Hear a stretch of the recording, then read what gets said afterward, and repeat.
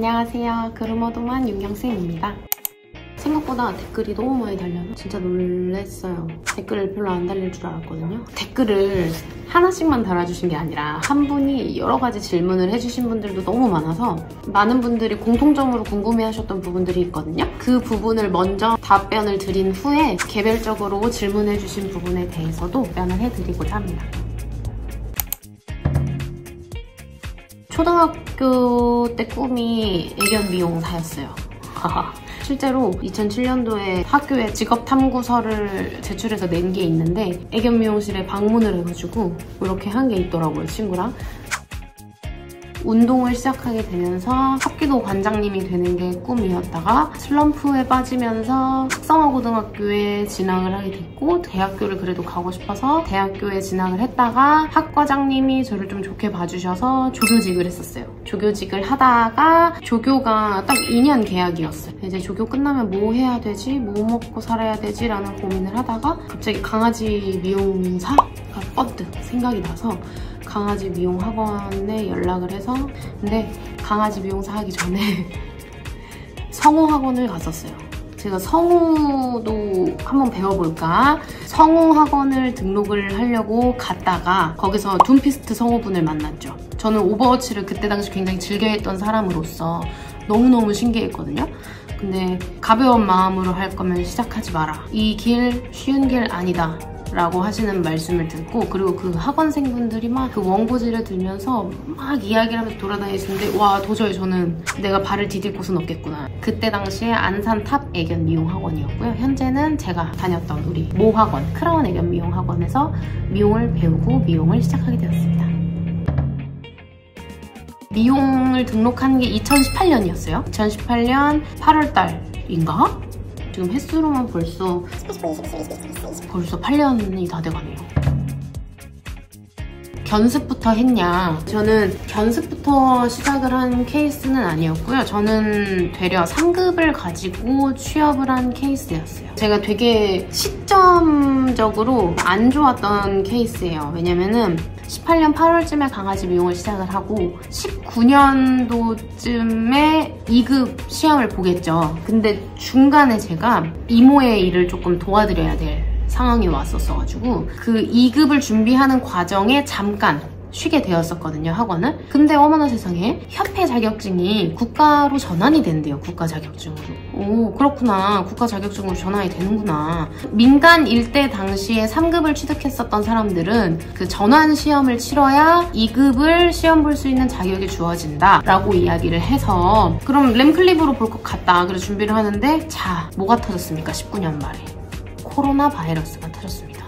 그래서 계속 연장이 된 거예요. 시험이 12월이었나? 그때 보겠다고 했던 국가전환 시험이 20년 2월이 되고 20년 3월이 되고 4월이 되고 5월이 되고 6월이 된 거예요. 그러니까 저는 그냥 6개월을 3급 랭클립만 자르면서 시간을 보낸 거죠. 20년 6월이 되어 자격증 시험을 치렀습니다. 근데 그 전에 협회에서 분명히 기존 민간 자격일 때 3급을 가지고 있던 사람들이 국가전환 시험을 치르고 나면 불이익이 없게끔 진행을 해주겠다라고 해서 그때 당시 3급 전환시험 준비를 하면서 2급 클립을 같이 연습을 했어요. 2급 클립 준비도 함께 했는데 협회에서 시험이 끝나니까 말을 싹 바꾼 거예요.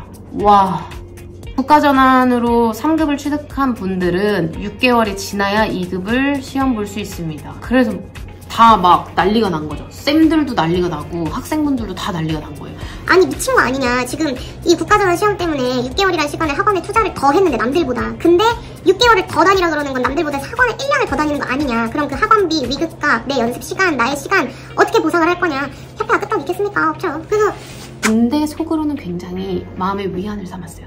사실 2급 따면 필드를 나가야 되잖아요. 취업을 해야 되는데 저는 개인적으로 그때까지 야 이거 내가 손님 강아지를 이 꼴로 내가 자를 수 있을까? 나는 못할 것 같은데 라는 생각이 되게 들었거든요. 6개월 동안 내 의지와 상관없이 어떻게 보면 핑계거리가 생긴 거잖아요. 그러니까 어떻게 실견이라도 잘라야죠. 저도 조금 이건 아니지 않나. 왜냐면 저보다 학원을 훨씬 더 늦게 등록을 하신 분들이 더 빨리 나가요. 2급을 다 땄으니까 자기들은. 나는 2급 시험 보려면 아직 몇 개월이 남았는데. 그래서 그때는 진짜 조금 이게 맞나 싶은 그게 있었죠. 그때 당시 제 스케줄이 8시 반까지 PC방 알바를 가요. 오전 알바. 월화수목금을.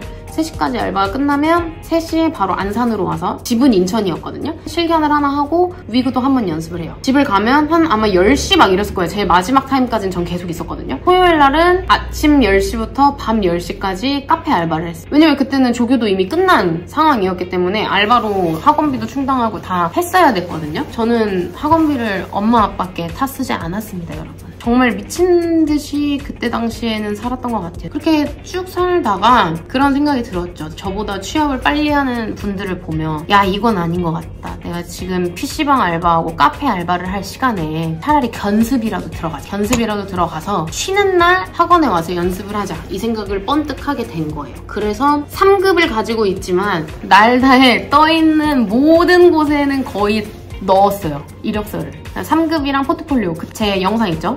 포트폴리오 영상. 이 포트폴리오를 만들어서 2급만 지원하세요. 경력직만 지원하세요.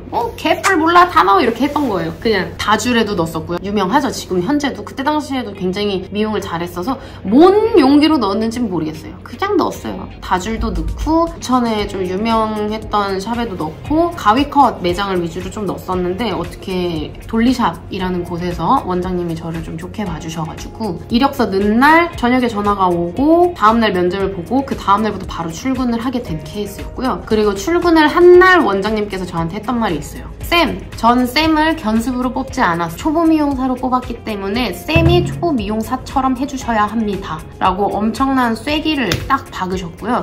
근데 원장님 상황상 그럴 수밖에 없었어요. 아기를 낳으러 이제 떠나야 될 시점이었는데 완전 물갈이가 된 거죠. 원장님은 이 사람들만 두고 이제 아기를 낳으러 떠나야 되는데 그 중에 한 명은 저예요. 졸업도 안 하고 3급만 있는, 2급도 없는. 그래서 그때 첫날 집에 가서 많이 울었습니다. 너무 힘들어서. 발톱 자르고 있는데 쌤 이제 목 들어가야 돼. 아직도 발톱 자르면 어떡해. 발바닥 밀고 있는데 쌤 아직도 발바닥 밀면 어떡해. 진짜 힘들었어요. 그리고 저는 블러드라이를 학원에서 써본 적이 없거든요. 거기서 처음 써봤어요. 필드 나가서. 원장님이 쏘는 법 알려주시는데 와, 이게 소리도 그렇고 애기 보정하는 것도 그렇고 해보질 않았으니까 너무 어려운 거예요. 그래가지고 그날 집에 가서 이제 씻으려고 옷을 다 벗고 변기통에 앉아서 진짜 펑펑 울었어요. 그날 너무 힘들어. 근 3개월 동안은 입에 달았어요. 이 길이 내 길이 맞나? 이 길은 내 길이 아닌 것 같아, 쌤. 이러면서 다른 쌤과 실장님께 엄청 힘든 표현을 많이 하고 근데 그분들이 엄청 위로가 돼주셨어요. 그 공간에서. 쌤 잘하고 있다. 지금까지도 너무 연락을 잘하고 아직까지 단톡이 있으면서 서로 정보도 공유하고 이러고 있는데 그곳에서 정말 실력을 수직 상승해버리지 않았나. 정말 힘든 곳이었는데 강아지도 너무 많고 예약도 너무 많고 정말 힘든 곳이었거든요. 집에 퇴근해서 머리만 대면 기절이었어요. 그런 곳이었기 때문에 실력도 많이 성장이 되었었던 것 같습니다. 2급은 쉬는 날이 수요일, 금요일이었어요. 근데 금요일은 학원이 문을 안 여는 날이었고요. 수요일만 학원에 나가서 2급 클립을 연습을 했습니다. 시험을 봤는데 아이고 감사하게도 바로 합격을 했습니다.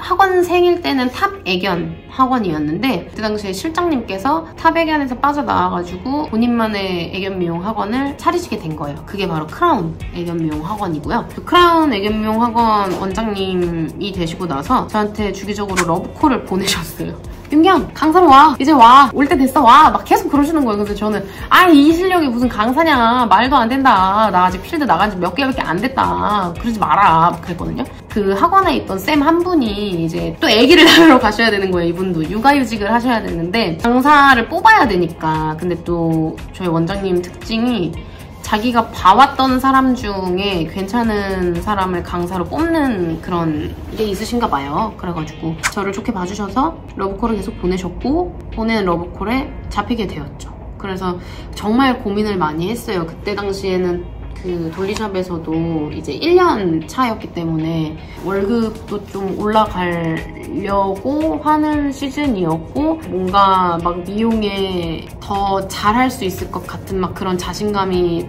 뿜뿜 받는 딱 그 시즌이었는데 이제 학원으로 가는 게 과연 맞는 걸까? 그 고민을 굉장히 많이 했습니다. 근데 막 장단점을 막 썼어요. 샵에서 일할 때의 장단점과 학원에서 일할 때의 장단점과 그때 그때 당시에는 샵에 있는 게 저한텐 더 이득일 수 있으나 나의 먼 미래를 봤을 때는 학원에 있는 게 더 이득일 것 같은 느낌이 있었어요. 그래가지고 학원으로 선택을 하게 되었고요. 신안산대학교에 반려동물과가 생겼어요. 이제 반려동물과 담당 학과장님께서 미용 교수를 찾아야 되는데 안산 인근 학원 홈페이지에 다 들어가서 어느 정도 강사진들이 어느 정도의 급수가 있는지 이력을 쫙 봤는데 크라운 애견 미용 학원만 모든 강사진이 1급을 가지고 있던 거예요. 원장님한테 전화를 했죠. 여기 신안산대 반려동물과 학과장이다. 학원에서 교수직으로 좀 추천을 해주실 만한 분이 계시냐. 그때 당시 저희 학원 쌤들 중에선 제가 조금 주도적으로 막 했었던 스타일이었어서 원장님께서 물어보셨어요. 쌤 혹시 해볼 의향이 있어요? 그랬는데 때마침 제가 신안산대학교 출신이거든요.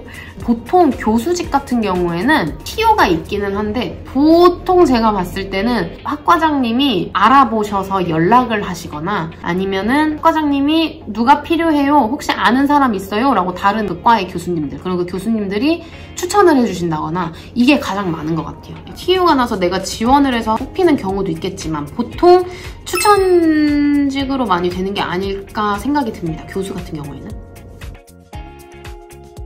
강아지 미용사로 샵에 취업도 해봤고요. 애견 미용 학원에서 강사도 해봤고요. 학교에서 학생들을 교수직으로 가르쳐도 봤고요. 애견 미용실을 창업까지 해서 운영을 하고 있어요. 그러니까 애견 미용사라는 사람이 할 수 있는 건 다 해봤거든요. 다 해보겠죠? 취업, 강사, 창업, 교수. 자, 그럼 뭐가 장점이 있고 단점이 있느냐. 취업과 창업을 비교를 하고 애견 미용을 하는 애견 미용사랑 애견 미용 학원 강사를 비교를 한번 해볼게요. 취업은 내가 신경 쓸 게 없어요. 나에게 주어진 강아지만 잘하면 돼요. 보호자님 응대만 잘하면 돼요. 나머지는 다 원장님께서 하실 겁니다. 근데요, 창업은요, 하나부터 열까지 제가 다 해야 돼요. 싹 다! 모조리 다! 청소며 물론 취업해도 청소는 우리가 해야 되지만 뭐 월세, 비용 정산, 보호자님들과의 카톡 주고받기, 뭐 비품 하나하나 체크하고 어디 이상한 데 있나 없나 체크하고 이벤트 구상하고 어떤 거를 조금 더 해볼까 생각하고 이거는 모두 창업을 했을 때 내가 다 온전히 해야 하는 거고요. 취업은 뭔가 나를 성장시킬 수는 있지만 성장의 한계가 있는 느낌이고요. 창업은 나를 성장시키면서 고객 마케팅 분야라던가 어떠한 이벤트를 하는 그런 목적성에 대한 부여라던가 그런 거를 조금 더 이끌 수 있는 것 같고요. 취업은 인센이면 괜찮거든요. 근데 그때 당시 저는 월급이었어요. 벌어들인 돈은 꽤 많지만 저한테 오는 돈은 이거에 비해서 너무 작은 게 아닌가라는 생각이 굉장히 많이 들었었고요. 취업 창업의 장단점은 극명한 것 같아요. 취업은 내가 딱 강아지 미용, 내 할 일만 하면 되는 거고 창업은 퇴근이라는 게 없다. 계속 뭔가를 생각해내야 되고 여기저기를 다 신경 써야 한다. 그럼에도 저는 취업보단 창업이 더 좋습니다. 이게 더 뭔가 재밌어요. 자, 그럼 이제 강아지 미용사와 강아지 미용 학원 강사의 차이점은 무엇이냐? 이건 정말 명확히 해드릴 수 있습니다. 강사를 할 때 최대 장점은 빨간 날 다 쉽니다. 내 시간이 굉장히 많아진다. 그래서 저도 학원에서 강사를 할 때 당시에 유튜브도 시작을 할 수 있던 거겠죠. 학원의 엄청난 장점. 제가 학원 강사를 택한 이유이기도 하거든요. 내가 말티즈 알머리를 할 줄을 알아요. 근데 그 내가 할 줄 아는 그 방법을 누군가에게 이해를 하기 쉽도록 설명을 드린다는 건 굉장히 어렵거든요, 생각보다. 폼으로 뭐 이렇게 살려서 가위가 이렇게 들어가서 자르면 돼요 라고 말해줄 순 있어요. 왜냐면 직접적으로 보면서 하는 거기 때문에. 근데 이렇게 들어서 가위를 이렇게 넣어서 이렇게 자르세요 라고 뭉뚱그려서 얘기를 하면 애견 미용을 배우는 영의 지식을 가지고 있는 분들은 뭔 말인지 아예 이해를 못해요. 이렇게 들고 이렇게 들고 이렇게 하라고? 이렇게가 뭔데? 이렇게 된단 말이에요. 그래서 그거를 어떻게 하면 조금 더 잘 이해할 수 있을까라는 고민을 굉장히 많이 하게끔 해줬던 것 같고요. 근데 그렇게 하려면 내가 더 많이 공부를 해야 되고요. 더 연구를 해야 되고요. 그리고 학생분들이 어떠한 질문을 하더라도 모든 걸 다 답을 해드려야 하기 때문에 그런 걸 알고 있어야 하는 게 굉장히 중요합니다. 그게 정말 학원 강사의 가장 큰 장점이지 않나. 그래서 교수도 여기서 연장선인 거죠. 내가 알고 있는 지식을 누군가에게 알려주는 거. 근데 이제 학원 강사와 교수의 차이점은 학원 강사는 거의 실습 위주잖아요. 실습으로 실기 위주로 알려주기만 하면 되는 건데 교수 같은 경우에는 이론적인 걸로도 알려줘야 되고 이론적인 걸로도 이해를 시켜야 되기 때문에 여기서 또 한 번 공부를 해야 하는 것 같아요. 근데 이제 교수는 딱 그 같은 교과목을 반복해서 수업을 하는 거기 때문에 딱 그 과목에 맞는 것만 공부를 하고 그거에 대해서만 이야기를 하고 하는 것 같습니다. 그럼 안 되지만 교수라면 계속 공부를 하고 연구를 해나가야 하지만 미용학원 강사의 단점은 이제 아무래도 계속 보는 게 견사 강아지 친구들이잖아요. 그래서 마음이 아파요. 마음이 아프고 그래서 그 아이들이 학원에 왔을 때라도 온전하게 쉬다 갈 수 있도록 미용을 하러 온 거이긴 하지만 최대한 학원에서 놀고 갈 수 있도록 그렇게 저희 학원은 아이들 위주로 케어를 했고요. 그리고 쌤들도 그렇게 학생들에게 교육을 했고요. 그리고 뭐 크게 단점은 월급이 작다? 시작 월급이 조금 많이 작아서던 것 같아요. 그래도 저희 학원은 인상이 굉장히 빠른 케이스의 학원이었어서 인상이 되게 슉슉슉 올라갔었는데 초반에는 조금 많이 적었죠. 그리고 반쪽짜리 미용사가 될 확률이 높아요. 그 강아지 한 마리를 기본 위생부터 커트 끝까지 온전하게 끝내지 않고 뭐 여기 해드리고 저기 해드리고 반쪽만 커트를 할 때도 많고 드라이도 살짝살짝만 보여주고 한 마리를 전체 다 안 하기 때문에 그래서 반쪽짜리 미용사가 될 확률도 굉장히 높고요. 미용 시간이 되게 많이 줄게 되고 일단 강사이기 직전에 나는 애견 미용사인데 강아지를 미용하는 스킬이 뭔가 조금씩 떨어지는 느낌이라 그래야 되나? 근데 학생분들께는 알려드려야 되고 그러니까 여기서 오는 괴리감이 굉장히 조금 어렵고 많이 힘들었지 않았나 라는 생각이 조금 들고요. 또 단점 뭐가 있을까? 크게 모르겠는데 왜냐면 되게 잘 챙겨주셨어요, 원장님이. 창업을 어떻게 했냐, 왜 했냐, 창업하는데 얼마나 걸렸냐, 비용은 어느 정도 들었냐, 창업하고 마케팅은 어떻게 해야 되냐, 꿀팁이 있느냐 그것도 있더라고요. 샵 이름을 어떻게 짓느냐. 자, 일단 제가 창업을 하게 된 이유는요. 학원에 다니고 이때부터도 계속 나는 강아지 미용실을 차릴 거야 라는 목표가 있었기 때문에 강아지 미용실을 오픈을 하게 된 거고요. 그 시점은 학원 강사로 들어가면서 1급을 따자 그리고 대회를 나가서 상을 타자 이 두 가지의 목표를 가지고 갔었거든요. 어차저차 그 두 개를 실현화시켰고 그리고 나서 이쯤이면 이제는 학원 강사로서 나보다 이제 슬슬 창업을 할 때도 되지 않았을까? 창업을 해서 하루라도 빨리 자리를 잡는 게 좋지 않을까라는 생각을 문득 하게 되었고요. 또 저희 집이 25년 1월 24일에 이사를 했어요. 그래서 지금 촬영도 조금 늦어진 게 없지 않아 있거든요. 오늘이 1월 30일 목요일이거든요. 지금 촬영하고 있는 게. 이 이사를 가면 안산이 너무 멀어지는 거예요. 그래서 제가 샵을 김포로 택한 이유도 집이랑도 조금 가깝고 경기권에서 하고 싶었어요. 이따가 뭐 천천히 설명을 해드릴 거지만 학원에서 내가 할 목표는 다 이뤘고 전 약간 목표를 이루면 떠나는 케이스거든요. 집이 이사를 가면 학원이 너무 멀어지고 그러니까 창업을 해야겠다 이 생각이 들어서 정말 발품을 많이 팔았습니다. 매물을 진짜 많이 봤어요. 내가 샵을 차리고 싶은 위치를 몇 개를 선택을 해서 그 근처에 매물이 뭐가 있는지 네이버 부동산에 하루에 한 번씩 들어가서 항상 봤어요. 막 보고 부동산에 가서 실제로 그 매물을 많이 보기도 했고요. 그러다가 현재 살롱드 도만을 오픈한 이 위치를 보게 됐고 집에 가도 생각나고 막 계속 생각이 나는 거예요. 근데 여기가 카페가 있었을 때는 문도 맨날 닫혀있고 이랬어서 지인분들은 여기 위치가 그렇게 좋은 것 같진 않다라는 말씀도 몇 번 들었거든요. 왜냐면 여기가 좀 사람이 많이 지나다니는 위치는 아니더라고요. 저도 여기를 계약하기 전에 막 서서 뭐 10분, 20분씩 봤는데 사람이 막 그렇게 많이 왔다 갔다 하는 위치는 아니에요. 근데 오픈하고 나니까 많이 왔다 갔다 하시더라고요. 그래서 여기 해도 되나 막 그런 고민과 엄마랑 아빠도 너무 성급하게 생각하지 말아라 했는데 제가 고집을 했어요. 나 여기가 좋은 것 같다. 여기가 괜찮은 것 같다. 그리고 여기를 보고 고민을 하는 날 교회에 가서 말씀을 드렸는데 그 설교 말씀이 아브라함의 땅의 계약 이거였거든요. 땅을 계약한 뭐 그런 얘기였는데 와씨 이거 여기 하라는 거 아닌가? 막 그런 생각이 들었어서 그래서 등에 뭐 여기로 위치를 잡게 됐고 결과적으로는 굉장히 위치가 좋습니다. 햇빛도 정말 잘 들어오고요. 이게 내가 창업을 해야지, 내가 매물을 찾아야지 라고 했을 때 내가 원하는 위치에 정확한 시기에 매물이 나온다는 게 쉽지는 않거든요. 어떻게 잘 따다다다닥 맞아가지고 오픈을 한 것 같아요. 그리고 마케팅은 엘리베이터 광고는 하지 마시고요, 여러분. 그거는 애견미용실에서 할 만한 광고는 아닙니다. 뭐 병원이나 수입이 많아서 그런 마케팅 쪽으로 돈을 많이 넣을 수 있다 이런 거면 해도 되는데 오픈한 애견미용실에서 엘리베이터 광고 오바예요. 하지 마세요. 진짜 오바예요. 그거 해봤자 엘리베이터 왔다 갔다 하면서 그 전광판 솔직히 사람들 많이 보는 것 같지도 않고요. 확률 싸움이 너무 적어요. 차라리 그 아파트 전단지 끼우는 그거 있거든요. 알림? 그게 뭐 일주일에 얼마 할 거예요. 동수에 따라서 비용이 다르긴 할 텐데 아파트 엘리베이터를 할 바에는 그냥 그 전단지를 돈 주고 끼우시면 됩니다.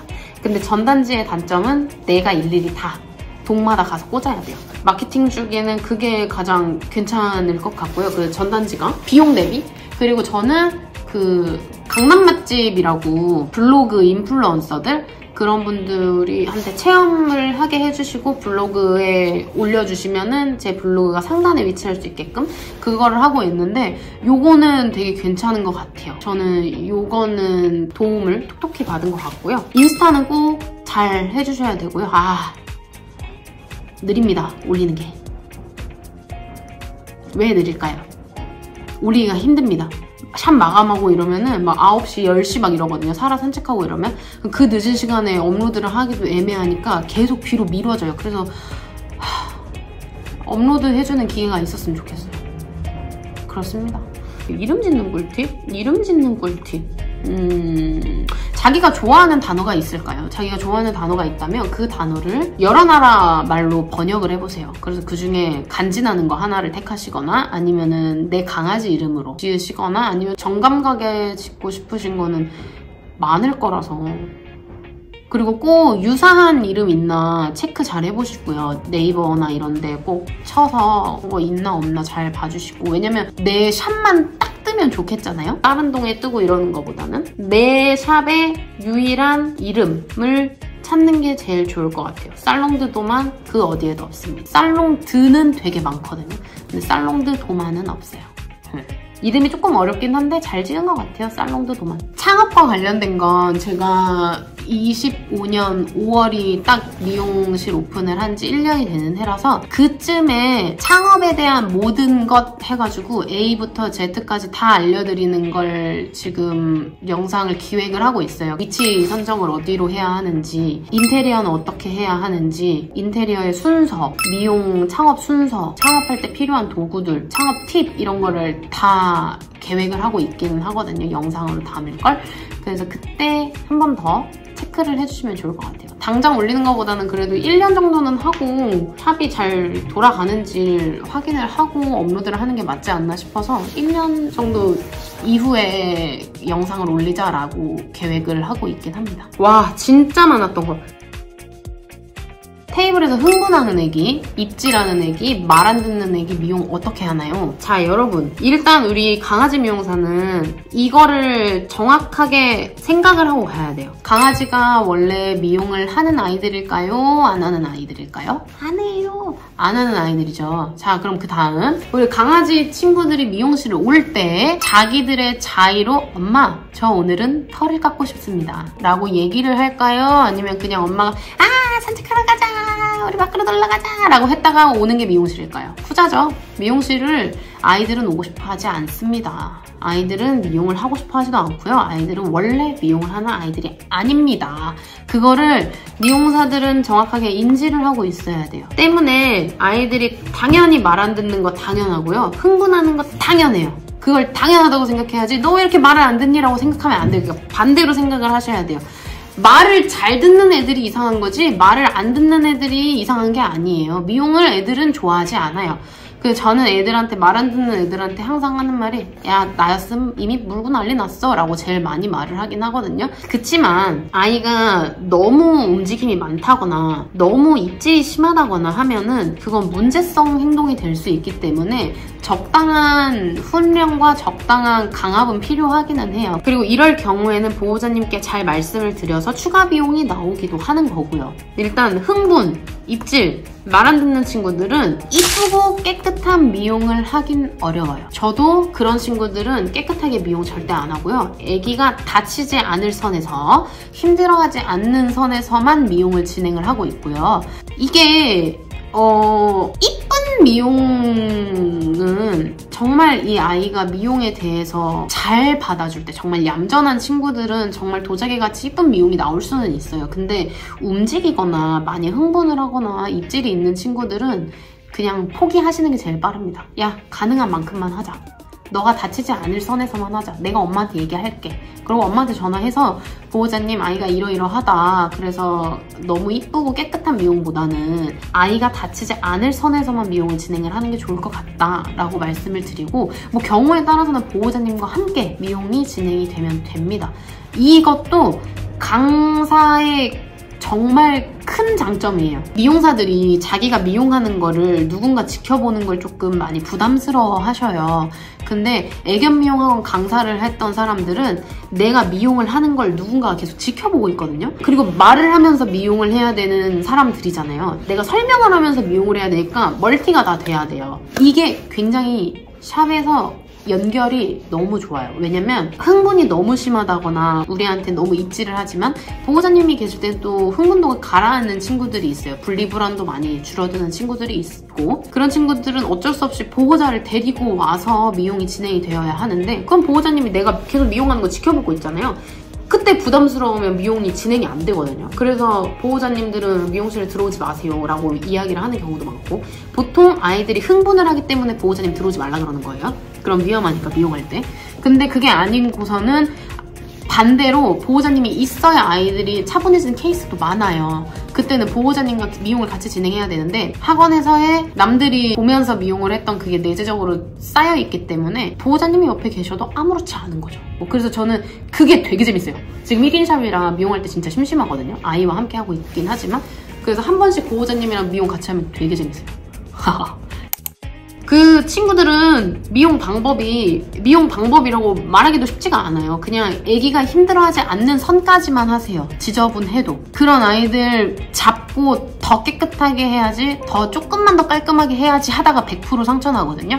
그러니까 보호자님께 잘만 말씀드려서 아이들 상처나지 않게끔만 진행을 해주시면 되시고요. 그래서 여기서 이제 추가적으로 뭐 얼굴 주위 커트할 때 많이 예민해하는 친구들, 보통 그런 친구들은 귀 청소도 싫어할걸요? 귀 쪽이 예민한 친구들이 여기 자르는 거 싫어하는 친구들이 많으니까. 근데 얘는 귀 청소는 되게 잘하는데 왜 싫어할까 하면 그 가위 자르는 느낌이라던가 이런 걸 조금 싫어하는 친구들인 거니까 먼저 손으로 쓰다듬으세요.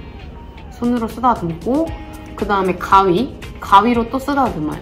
가위로 쓰다듬고, 그 다음에 이렇게 위아래로 뿌비뿌비를 해요. 가위로 막.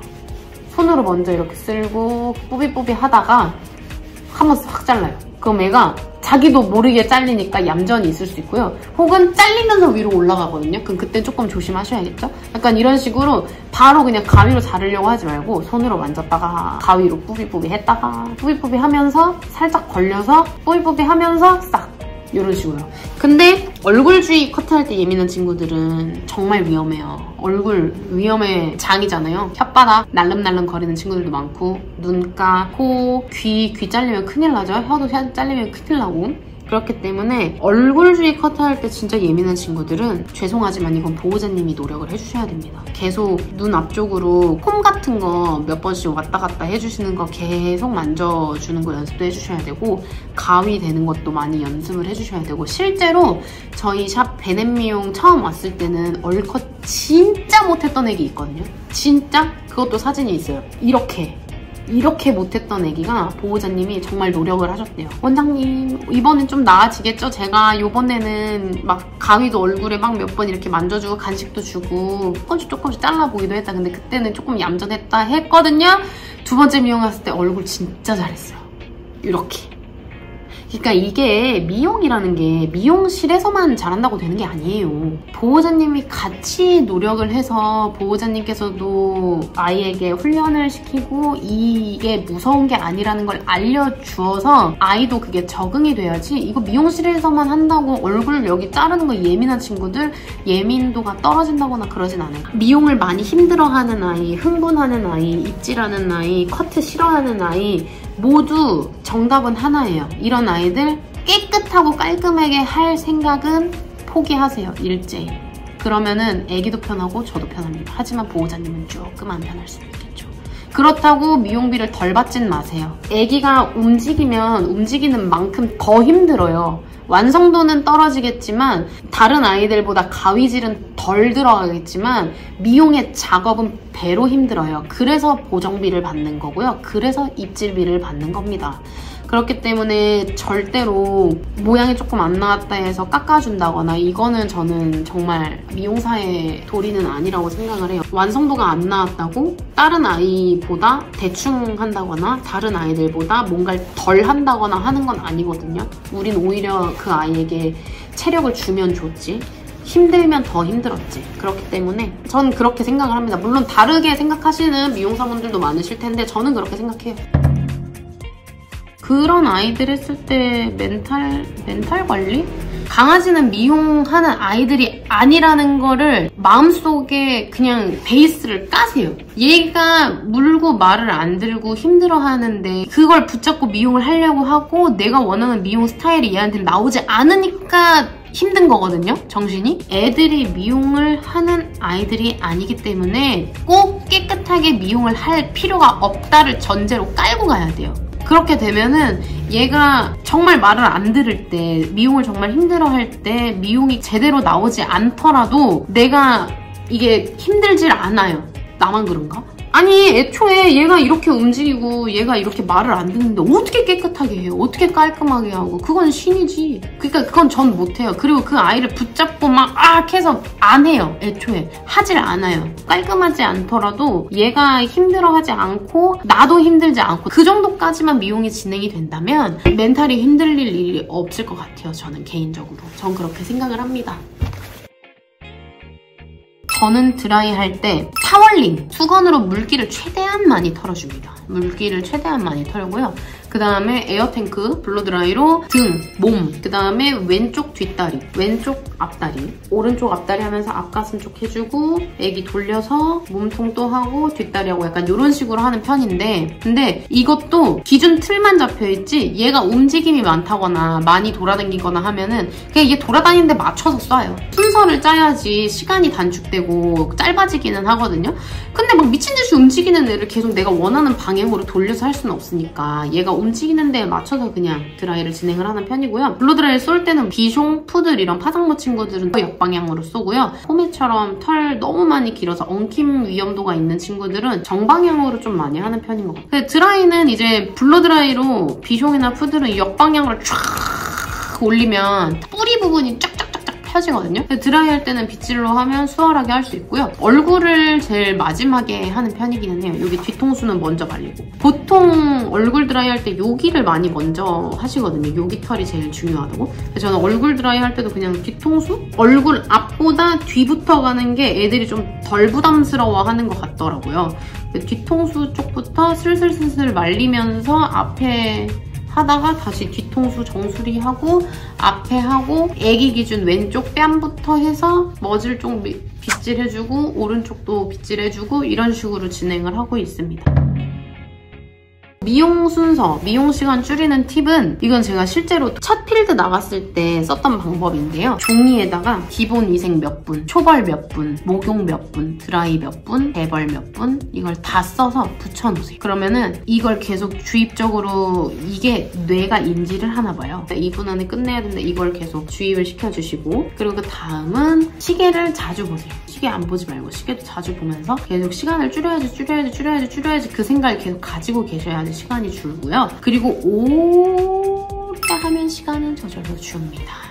강아지 미용사는 전문직이고 기술직이기 때문에 오래 하면은 저절로 시간이 조금씩 줄게 돼 있어요. 근데 또 오래 근데 쉬다 보면 시간은 다시 늘어납니다. 제가 그랬거든요. 미용 순서는 먼저 초벌을 해요. 일단은 지저분한 거, 필요 없는 털은 먼저 다 없애버려요. 털이 막 이만큼 적은 가위컷도 작게 해주세요 그러면은 잘라내야겠죠? 얼굴 무조건 초벌 대충 쳐줘야 됩니다. 얼굴 무조건 초벌 대충 쳐주고 그 다음에 위생 미용이 들어가요. 배털 밀고, 항문털 밀고, 다리 들어서 사타구니랑 생식기털 밀고, 뒷다리, 발바닥 밀고, 그 다음에 발톱 자르고, 귀 청소는 가장 마지막에. 털 먼저 자르고 귀 청소해주고 씻으러 들어갔다가 근데 씻기 전에 엉킨 털 있으면 엉킨 털 풀어주고요. 씻고 드라이하고 재벌. 다시 몸 밀고 그 다음에 뭐 스포팅이나 가위컷은 얼굴 먼저 진행하고 다리랑 이런 데 커트 해주고 그 순서대로 진행을 하고 있습니다.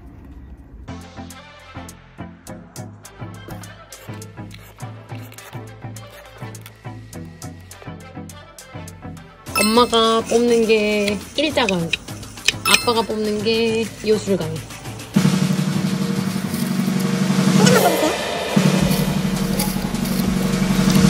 아빠는 61번, 엄마는 27번.